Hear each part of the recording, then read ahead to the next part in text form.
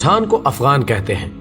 افغان اس لیے کہتے ہیں کہ افغان حضرت سلیمان علیہ السلام کے ایک بیٹے کا نام تھا اور ان کو جنات کی زبان سے پیار ہو گیا تھا، تو انہوں نے اپنے والد حضرت سلیمان علیہ السلام سے کہا کہ آپ جنات کو کہیے کہ مجھے اپنی زبان سکھائیں۔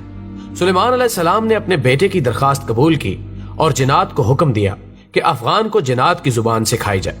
وہ زبان بعد میں پختون کے نام سے پہچانی گئی۔ پٹھان کی اصلیت اور قومیت کے بارے میں جو دلائل ہیں وہ یہ کہ پٹھان حضرت ابراہیم علیہ السلام کی اولاد میں سے ہیں اور حضرت اسحاق علیہ السلام کی اولاد ہیں اور قومیت سے بنی اسرائیل ہیں۔ انگریز مورخین لکھتے ہیں کہ پٹھان قوم ارجینیا کے ایک حصے میں رہتے تھے اور ارجینیا کے لوگوں کا دعویٰ ہے کہ افغان قوم یا پٹھان ہم میں سے ہیں، کیونکہ البانیہ کے اوغان جو کہ بعد میں افغان بنے ارجینیا سے ہندوستان کی طرف چل پڑے۔ اور مورخین لکھتے ہیں کہ اسرائیل قبائل بہت تکالیف اور مصیبتوں کے بعد افغانستان میں آباد ہو گئے۔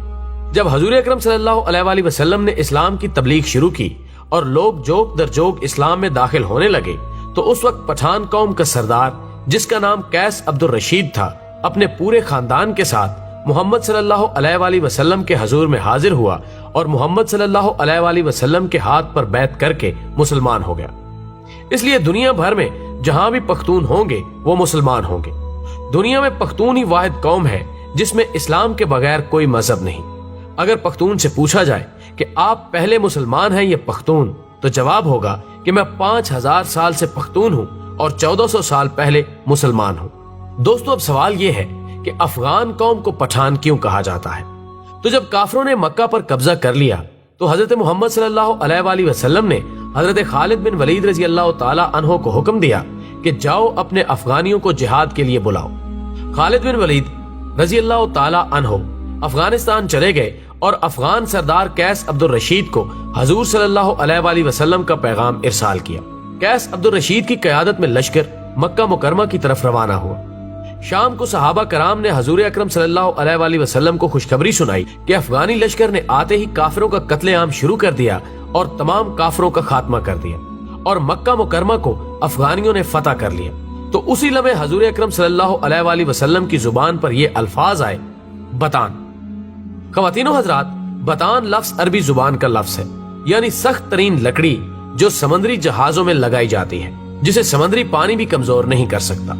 یہ لفظ جب بر صغیر پہنچا تو بتان سے پٹھان ہو گیا، اور اگر ان کی تاریخ کا تقابلی جائزہ لیا جائے تو فارسی میں پشتون، مقامی زبان میں پختون اور اردو میں پٹھان۔ یہ قوم دنیا بھر میں پھیلی ہوئی ایک غیرت مند قوم کے طور پر گردانی جاتی ہے، جن میں افغانستان، پاکستان اور بھارت اول نمبر پر ہے۔ دنیا میں پشتون اپنی وفا اور غیرت کے نام سے جانے جاتے ہیں۔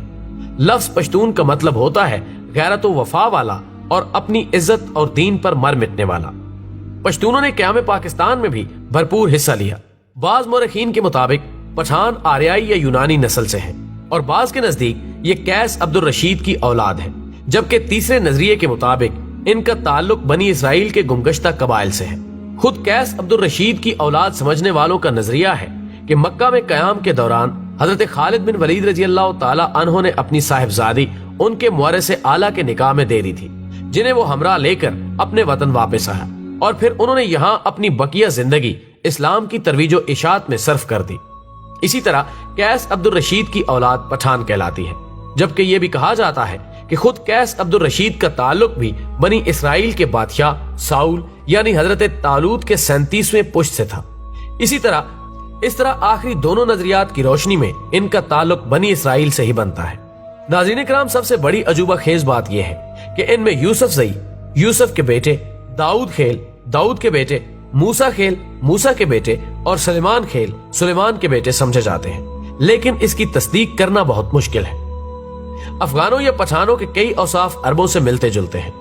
عرب قوم مہمان نواز، بہادر اور اہل قلم ہونے کے ساتھ ساتھ دوسری قوموں سے اتنی جلدی مروب نہیں ہوتی تھی۔ ان چند اوصاف کے علاوہ کوئی اور وصف عربوں کے اندر زمانہ جہلیت میں نظر نہیں آتا۔